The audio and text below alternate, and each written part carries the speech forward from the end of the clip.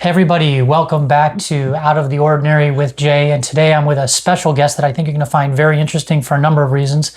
Can you introduce yourself real quick, maybe first name? My name's Rick.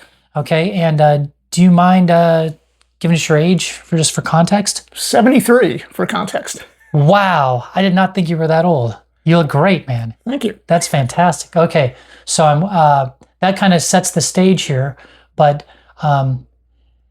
the reason why I wanted to interview you so much is because I understand that you're involved with, and I may get this all wrong, but cryonics, right? Which is basically upon death, people are frozen, basically, with the idea that they're going to be revived at some later date. Brought back, yeah. Okay, so I have so many questions. First of fire all, away. how long have you been into that thing? You're talking about cryonics in general? Yeah. I've been interested. I'm sorry. One second. That's okay. Okay, so I was wondering how long you had been involved in cryonics or interested in it, or however you want to answer that question. Okay. Well, part of my also being, besides I'm an Alcor member, I'm a sci-fi writer. Okay. So you check all the boxes. yeah. So cryonics is almost like an extension of even things that I've written about or interested in since I was real small. So. Okay. Yeah, so from a very young age, interested in UFOs, interested in cryonics, and all that kind of stuff. Can I just interject for 1 second before you continue? So I get the sci-fi writing and all that things, and to a lot of people, they would think that being frozen or cryonics is kind of sci-fi like, but I imagine you're not doing it because, oh, I want to be Mr. Sci-Fi. I'm imagining you're doing it for real reasons. No, right? Okay, completely. But I don't find that the two can be, mutually exclusive, right? Right. Okay, so I got you. So, okay, got it. So anyway, I had an interest in it. It wasn't like I was passionate about it. I always found it curious, interested. Right. You can go back to 2010, A Space Odyssey. It didn't turn out so well with Hal and the frozen people in there. Right. Right. Other than cautionary tale. Cautionary tale. Right. So I guess eventually my brother became the CEO of Alcor. And what is Alcor? Alcor is the world's leader in cryonics, cryogenesis, all the above. So they're a company or a company, I guess, that, for lack of a better term, puts people under ice? Yes, dips them into liquid nitrogen. That is correct. Okay. Wow, that is some story. Okay, and so how long have you been involved with them specifically? With Alcor, again, if you want to go back, see, I became a member almost when my brother was not the CEO anymore, but he gave me Eric K. Drexler's book, Engines of Creation. Okay. That was like in maybe late 80s, 89, somewhere in there. And it's all about what can the future be? What nanotechnology? What can, if you're brought back, what are the limits? And maybe there aren't limits, if you could change someone at their subatomic level. It's funny. I was just thinking, not to interrupt, but I'm thinking probably back when you signed up, I don't want to say way back when, but some time ago. You can say. But some time ago, all kinds of things that probably seemed fantastical or impossible are like now real, like AI, crack to the human genome, CRISPR gene editing, AI, like probably now, back then I'm imagining a lot of people are like, what are you doing? But now probably if you say some of the things, they're like, well, yeah, maybe I could see it. I mean, right or no? No. I mean, advances in everything, medical science. Given that you're 73 and from when you started to now, do you personally feel like a lot more hopeful given all these technologies and things that have happened? Like as opposed to say back then, was it more of like, well, I might as well. I know do you feel like the odds have improved? Yes. Not even so much of can it or I've gotten past the can it be done. I'm sure it can be done now. Yeah. Now it's like, every year that even I'm not in the doers or the tanks, as we call it, the doers, is another year that medical or technical expertise, gets further and further along. I don't know any Alcorian, that's what I call Alcor members. Okay. I don't know any Alcorian that really wants to go into the doers, into those tanks. Right. Yeah. If we could live extended lifetimes, that's cool. Right. And the point is, until they get that done, this is like a plan B. Is that it? Right. I mean, I was living in a house with gentlemen, like 3 others who were like 10 to 15 years older than I. Oh, wow. All 3 are now in the doers here. You were the youngster. I was the kid at the house, yeah. And they were like everything they could read of like, how can, aging be retarded, reversed is way beyond that. But, anything that would keep you in the here and now and not in the doers, they were like, everything. That was it. So if they were, all three of them are older than you, they're now cryopreserved? Is that what the term? They're all three. They're all cryopreserved. Like, I mean, it seems like you'd be part of the original guard, or at least early on, unless this has been around forever. No, I can't even go back to when, in the 1970s, maybe it started, the company. Okay, It was like out in California. But, in terms of, I don't know how many members were in the doers when they passed away. Wow. But, I found one of them deceased in the house that I was living in. So you were responsible for making it happen? Or at least... Had I not checked on him, actually, he had passed away. Whoever the medical, they found he had passed away the day before. I found him the next morning because I hadn't seen him all weekend long, and it was kind of weird that I didn't see him. And I just happened to go into his room just to check on him. And it seems like it would matter how fast. That's the key. That's why they were living close to the lab, to the Alcor lab. Yeah, they want to get in and have all that stuff done. Because the body after days, months, whatever, would be just deteriorated. Yeah. Okay. Well, you said somewhere in there that you were sure it could be done. Mm-hmm. Even if it's DNA, even if I'm brought back, even if it's cloning, which is not the purpose of Alcor. I mean, but they didn't shoot. Did they clone Dolly the sheep back in the 80s? Mm-hmm. That's a full mammal. So I still consider even DNA being brought back. I mean, you're still, if you're cloned, you're coming back as, genetically your body. But your memories and all that, you won't come back with any of that. Yeah, that's the toughest thing, right? Because you could be genetically you, but without all the information, experiences, kind of what version of you is that? But I guess a case could be making, when people get in a bad car accident and then they've got amnesia, right? Or they've been in a coma forever and then they come out. Are they still them? Probably. Or I don't know. When I'm brought back, preferably as, again, me, we don't know the brain and that's the key to the Alcor really is the noodle. Yeah, right. What can you come back, as my brother, again, the former CEO told me one time, he goes, Rick, either you're looking at partial memory, full memory, of course, that would be, best, or no memory. You come out with a blank slate. You wake up, there are people hovering over you, maybe with bright lights, and they're asking you your name, and you may not even know your name. You're just staring at them. So it's just weird to me because we have, situations already where people have been, I remember I was reading before this interview, I read up there was some dude who fell into the ice or whatever and was frozen, and then they revived the guy. So that was like, this is much more advanced than that, but still, that's something. Yeah. Because when you say you're sure it can be done, what leads you to believe that? Just that science has moved so far over the years that you've been kind of involved? Well, as I said, I consider coming back. There are different stages, obviously, of coming back. If you're brought back, if you're cloned, you're back.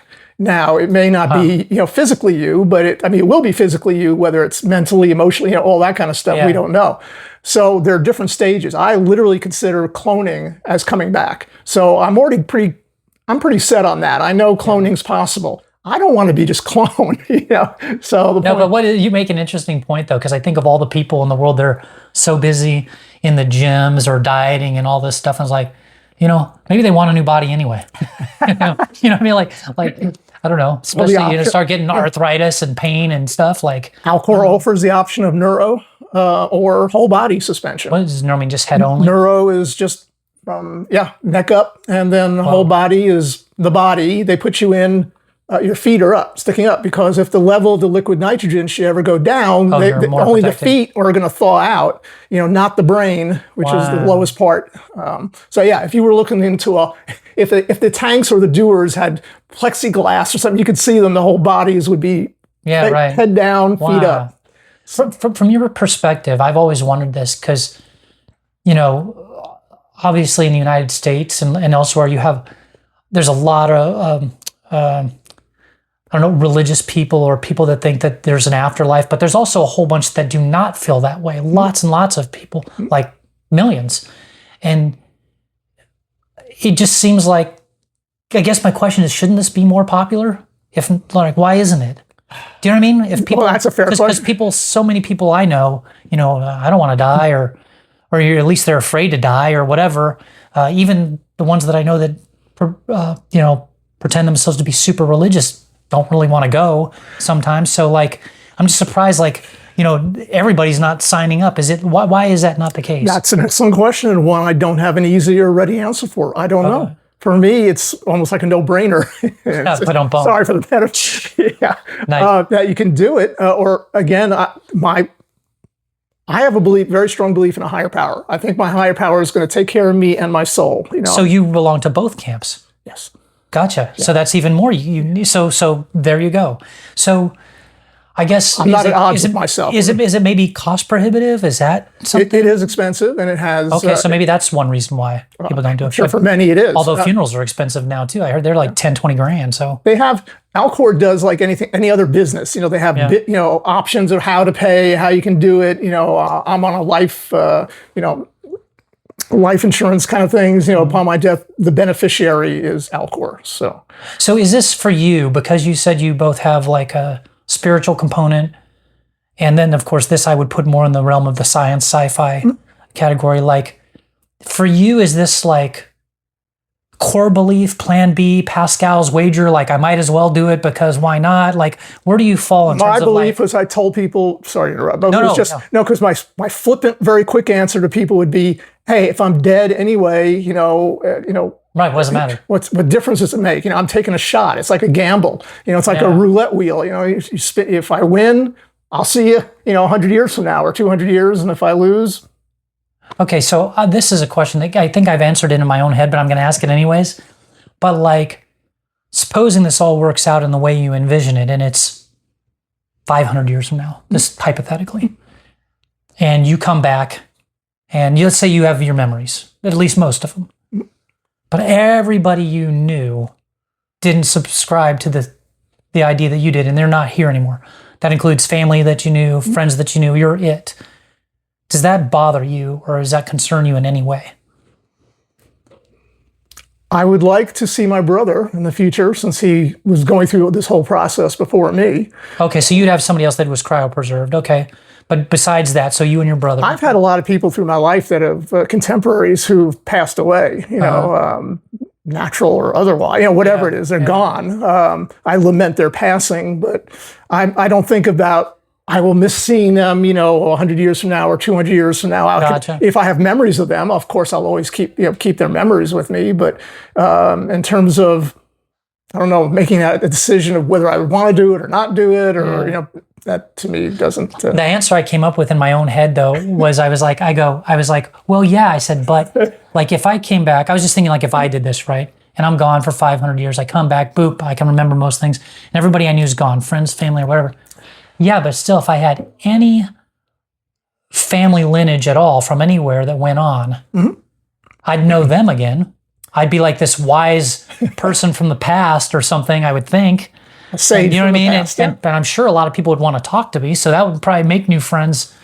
I don't know. I was just thinking like maybe it'd be all right. I don't know.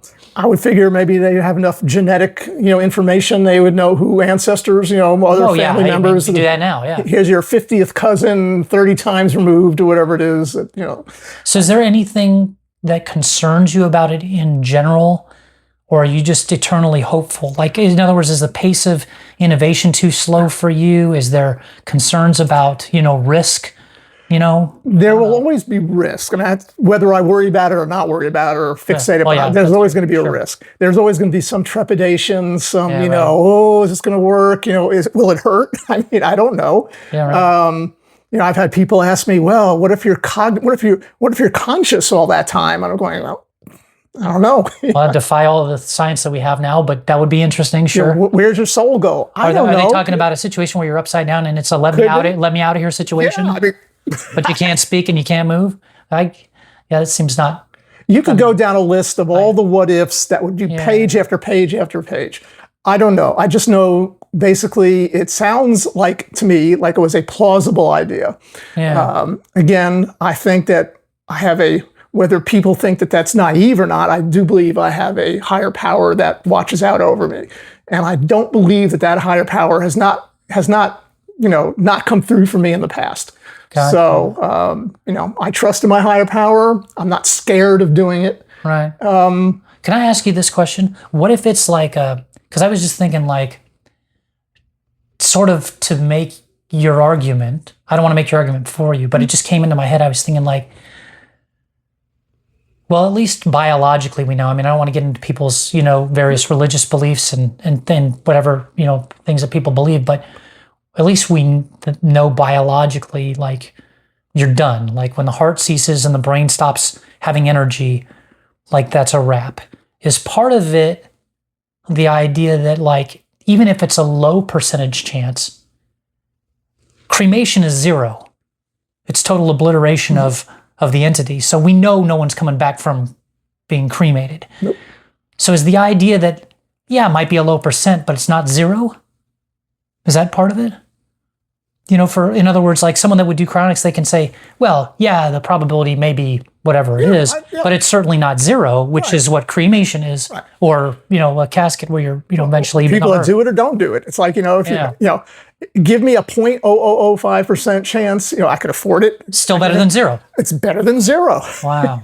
So, which even goes back to your point of like, why don't more people do it? I don't know. So that's my question. Do you have do you think people are just not educated about it? It is too sci-fi? Like they literally don't even know about it? Well, we have no proof. We don't have anybody we can bring back and go, hey, look, here's so-and-so. It's like, hey, it wasn't so bad. It was great. I used to work for the VA hospital. And I was working with, tons of my veterans in my group. So a lot of these substance abusing, people are at times trying to kill themselves. And I try to tell them that life is better. Living is a good thing. I told them, I said, look, I don't have someone who's dead who can come back here and tell you like, as bad as you think it is now living, wait till you know. You're making an argument that I've heard from like the great, the Ray Kurzweil, everybody's heard of him, where he says something like, he's like, one of the arguments I was doing some research because I knew I was going to interview, and something about, someone will say to him like, well, I don't want to live a day past 80. And then all of a sudden they get to 80 and they're like, well, I changed my mind. You know what I mean? Like nobody really, they always say things that are much farther out than what they are. And then when they get there, I'm not saying this is everybody, but he makes the argument that many people that he's known over time have said such a thing. And then when it's mortality is presented to them, they really do want more time. Wasn't it Paul McCartney? When I get losing my hair only many years from now, and all of a sudden there he was. I remember. I'm not sure if this is true or not. I read an article in Time where and I'm not sure it was Mick Jagger. I mean, they're having this talk about what would it be like 30, 40, will we still even be doing this? And they were all going like, oh, come on, we're not going to be rocking like this, when and here they are, Sure. And I was just thinking of my previous statement there. I've been unfortunately at bedsides, I'm sure you have too, of people that you're close to that have passed away and stuff like that. And some of them were old, some of them not so old, but I never met one of them that didn't want more time. Not one. Not in any condition, not in any amount of pain. All of them. Well, I mean, some of them another day. Some of them put on a little bit of a brave face, but they would have taken another day or two. Was there anything else about cryonics that we should know, or anything that's I don't know. I'm just trying to think of what else there is to talk about in terms of cryonics that I might have missed. Well, of course, there's the technical aspect of all, which I am definitely not. I may be one of the older members here. But real quick, how do they do it? Is it literally do they just like freeze someone like a freeze gun, or dump them in super cold water? There's a cool down process that begins right after death. Right after your death, they want to bring your body temperature down. Okay. They do a perfusion process where they put like a medical antifreeze into your body to get as much water out of you as possible. Why do they do that? When water freezes, it forms little crystals. If that's in your brain, that would be little jagged, sharp. It expands. Water, expands, right? And it would do. Oh, yeah. So they basically try to get all the water out of you, whatever's possible.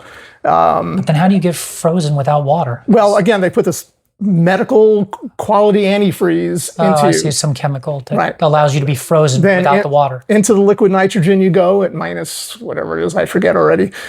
Pretty cold. and there you go. Is there any ever, because I know I've had a power go out at my house before.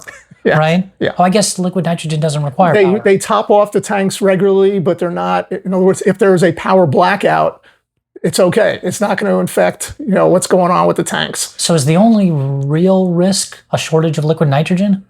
Possibly, yeah. But there may be substitutes to even liquid nitrogen. I don't know if that's... Or I guess another thing that could be... Another liquid gas. That could be, kind of an impairment would be, yeah. If there I can't imagine snow would work. But some like, if there was something tipped it over, or there were some laws got enacted against it, the ability to do it. And, will Alcor go out of business, before I'm brought back again? I have no idea. In other words, somebody's got to maintain stuff. So there still has somebody has to do the dumping of the topping it off. There's always going to be a hands-on approach. And how do you feel about that? Do you just feel like I have to put my faith in something, and so that's covered? Well, put it this way: Alcor, although I'm not, advertising for Alcor, even though I do, I'm a member. Financially, right now, they're in really good shape. Okay. But we got a lot of big-time donors, and I'd imagine so. It's compared to there are a few other companies out there that do this. Oh, okay. Alcor is right now financially in best shape to continue on into the future. Oh. So, but again, it's a risk. It's like anything else. They allow you actually to take like a banker's box that they put in these salt mines, whatever it is, and you can put mementos, physical things from your past, and you can bring it with you into the future. So, that'll help, of course, if you get out and you say, oh, here's your stuff, who does this belong to? Oh, this is yours, or it was yours. Wow. Hey, I got to trust someone to take care of that, to watch over that stuff. It's like... Right. The little... Yeah. So do you know about... Well, I have two questions, I guess, and then we'll wrap it up, I guess. But do you know when the first person was frozen? No, I do not. Has it been like more than... Like, was it in... Because Alcor, I think I looked it up, was made in 72. Yeah, some late 70s, 80s. So maybe somewhere in there. And then do you know, by chance, about how many people are frozen? I think, it's like 1,000 something or whatever, I think. That's a lot. Yeah. That's a lot. Okay. All right. Well, Rick, thanks for the interview. Really appreciate it. That was super duper interesting. I'm sure we'll get a lot of comments and questions, so thank you. Okay.